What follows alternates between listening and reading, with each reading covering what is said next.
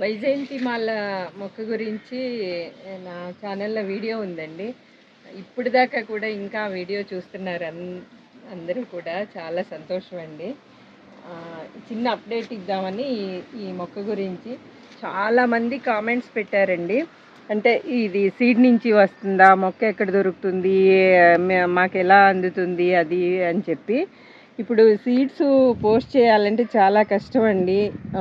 మీకు near by ఎవరి దగ్గరైనా సీడ్స్ దొరికితే, సీడ్స్ అంటే ఏమీ లేదు, ఇవే పూసలు తెచ్చుకుని చక్కగా ప్లాంటింగ్ చేస్తేనండి చక్కగా వచ్చినాయి. అంటే ఇప్పటిదాకా కూడా నేను ట్రై చేయలేదని మీ అందరికీ చెప్పాను. నేను ట్రై చేయిందే అది ఎవరికి కూడా సక్సెస్ అవ్వకోకుండా చెప్పటం ఇష్టం లేక నేను ఇంతవరకు ట్రై చేయలేదండి అన్నాను. ఇప్పుడు ట్రై చేశాక చూడండి మొక్కలు. ఇంకొక మొక్క కూడా ఉంది, చూపిస్తాను. ఇవి గింజలతో వేసిన మొక్కలండి. ఇదిగోండి, ఇది ఇంకొక ప్లాంట్. ముఖ్యంగా వానాకాలం వేస్తే చక్కగా మొలుస్తాయండి. సమ్మరు వింటరు చాలా కష్టం. ట్రై చేసి చూశాను నేను.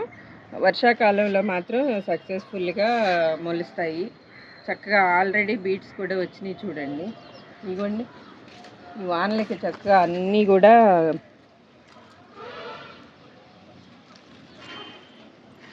చాలా వచ్చినాయండి.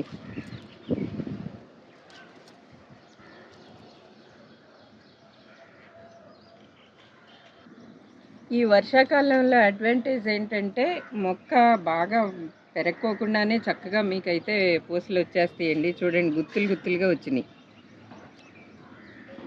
నేను నాకు అందుబాటులో ఉన్న వాళ్ళందరికీ కూడా ఈ పూసలు పంచిపెట్టానండి. విడిగా ఇచ్చాను, బ్రాస్లెట్లు చేసి ఇచ్చా, జపమాల చేసి ఇచ్చాను, మెళ్ళో వేసుకోవటానికి దండలు చేసి ఇచ్చాను.